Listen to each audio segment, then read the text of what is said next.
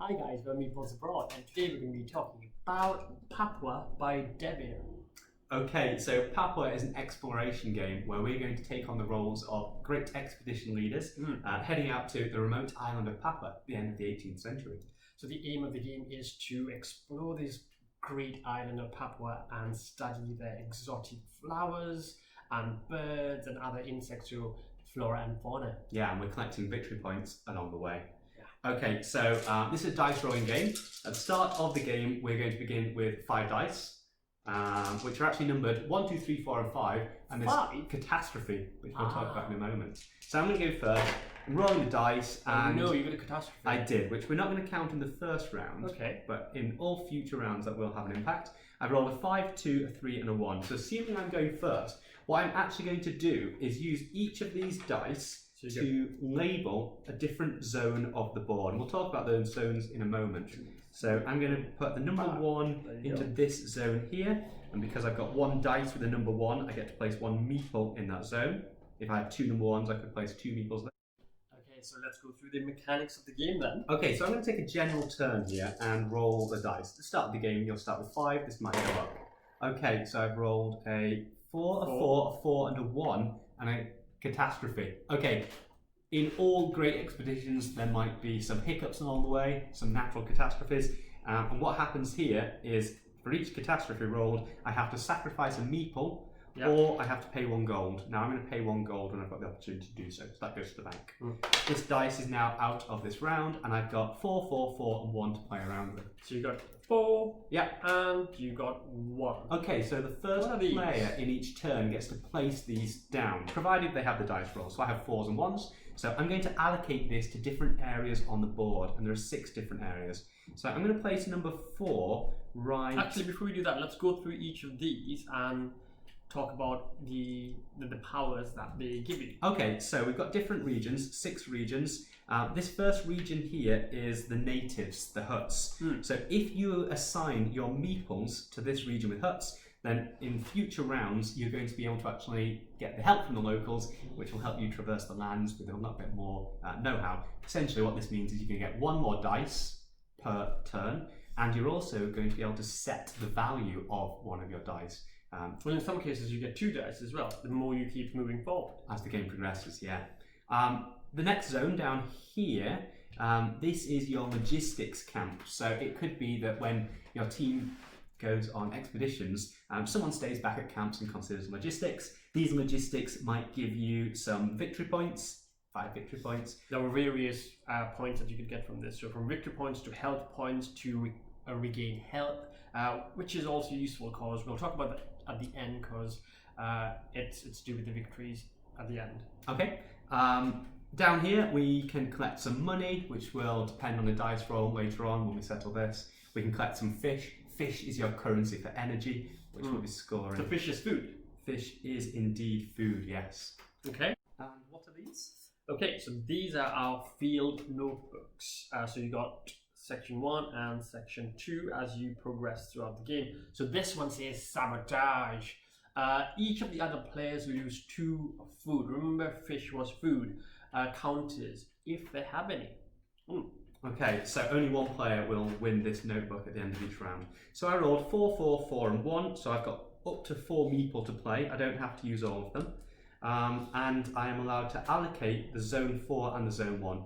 Now, I quite fancy this field notebook. So I'm going to sabotage me. I'm going to allocate, this is number 4, and use my 3 4, 4, 4s to place 3 meeple here. So you can use all your 3 meeples? I am going to use 2 of them. Okay, so remember, Damien, if you use 2, that means you've given up 2 health, so you go 1, 2 over there. Costing energy of my men. Okay, I'm going to allocate the number 1 to the logistics tile, and then place a meeple there. Okay.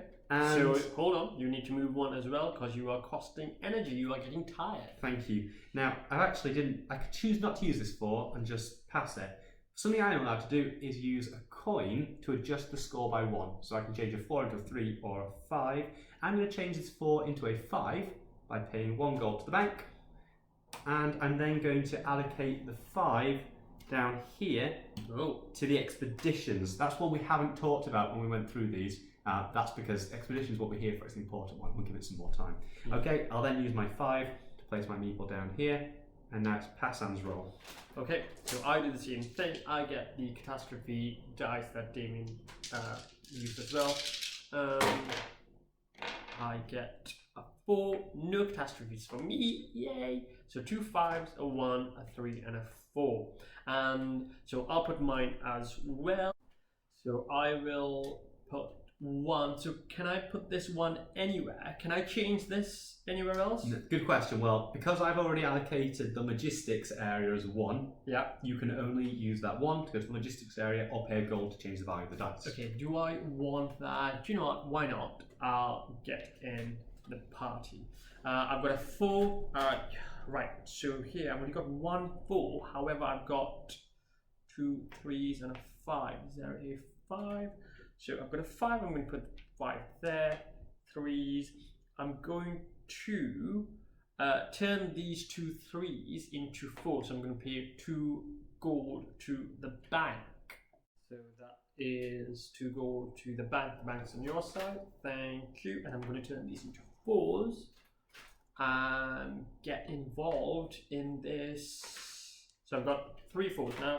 So I'm going to put 3 meeples on there, which means I'm more likely to win that. But we'll talk about that in a second. And I've got 1.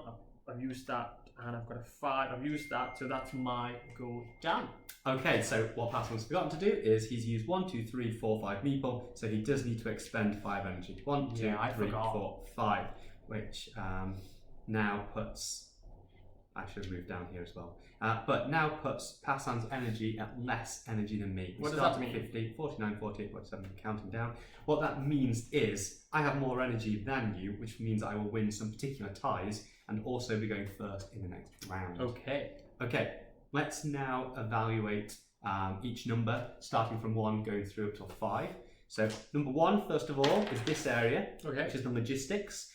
There are 2 logistics tiles on offer this round. So hold on a second. So we've both each got 1 meeple. Yeah. So how do we decide who goes first? Well, if I had 2 meeple, I would win this, so I'd get to choose first. But you're right, we've both got 1 each, so it's a draw. This is where we look at who's got the most energy, and they win this tie. So I have the most energy because I'm at 46, and you're at 45. Well, I'm going to choose to take the 5 victory points and move my victory point tracker straight away. 1 2 3 4 5. okay, so that means I get to take this 3 energy, which pushes me back 3 spaces. 1 2 3, which means now I have more energy.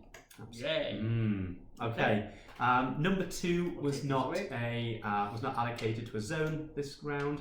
Neither was number 3, just because no one rolled those numbers. Well, I did. Remember, I changed them, but we didn't use them here. Number 4. Okay, next we go to the field notebooks. Now, this is just a matter of whoever has the most men here will win the card. If well, it's people. Most meeple, yeah, most people. Meeple people. If you've got least, then you get nothing for it. If it's a draw, no one wins the card. So I get this card. And we just take our meeple back. We also probably need to. Should we talk about how these are allocated at the end with victory points? Let's talk about those at the end. Okay. Next one, number 5, and this is what we are here for. This is the expeditions. So this is a little bit complicated, but it's fun and quite easy to do once you've done it once. We are going to be bidding to take the various flora and fauna and actually go and study them. So even though we've both come together, we're going to actually sort of in competition to take the specimens away. Now, bidding going on. There is. We can actually bid on only 1 of these cards each. Why is that? That's because each of us have just 1 meeple here. Okay, so if I had 3 meeples, does that mean I can bid on all 3 of them? Let's do this as an example. So hypothetically, let's say you did have 3 meeple there. So add a couple of meeple. Yeah, you go meeple people. Hypothetically, I had 2 meeple there. So this is assuming we'd rolled more than the 5s. I'm allowed to bid on 2 of these cards secretly. And Passan is allowed to bid on up to 3 of these cards secretly. Now, the way you're going to do this is you're going to bid behind your tent. So you might see here that you've got space to bid on card number 1, card number 2, card number 3. This aligns with the forest, the mountains, and the volcano. Just having a look, we've got the forest, mountain, volcanoes here. Just so you know which one you're bidding on, that's all they stand for. Okay. The way we bid is using meeple power. So with however many meeple you've got hidden behind your camp, you can align them to stand up behind the forest, the mountains, and the volcano. And this is you're bidding an amount of energy to use. So this could be strategic as well. Remember, you start with 7 meeples. So if you look around the tablet, you can see how many meeple are left and how many meeple the other players might have.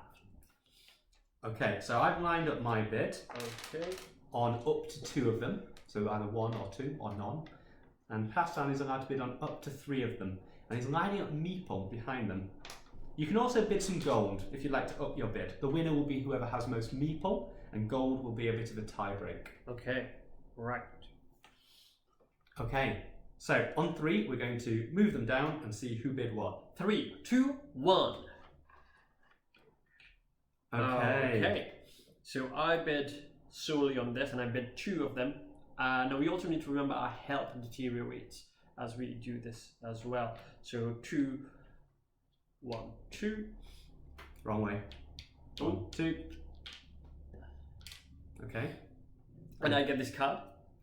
So on the first one, the tree, I bid 3 health. And I bid 1. And a gold. So I lose my 3 health, my 3 energy. Passan loses 1, even though he didn't win the card.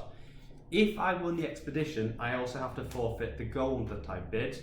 So I have to get rid of that. But if I hadn't actually won that one, I would lose the energy, but not the gold. Okay. And what happens over here? In this one, we have tied. So we both have the same bid, and neither of us are going to actually take away that flora. Okay. And we replenish this. 1, 2. Oh, it's a snake. Ooh. And it's a beetle. Okay. So that was the end of the round. At this point, we've replenished, as we have here. We'd replenish our logistics. We'd replenish our notebook. And we'd make sure that we're all ready to go, taking our meeples back. And we'll do it again. Okay, so you do this up until one person comes to the negatives over there. And at the moment one player comes over here, we stop the game and then we count up our scores. Okay, so the way that we're going to calculate our scores is going to be based on what you've got at the end of the game. So this is going to come in a few forms. The obvious one is your victory points that you might be collecting throughout the game. Okay, so the victory points would be through here.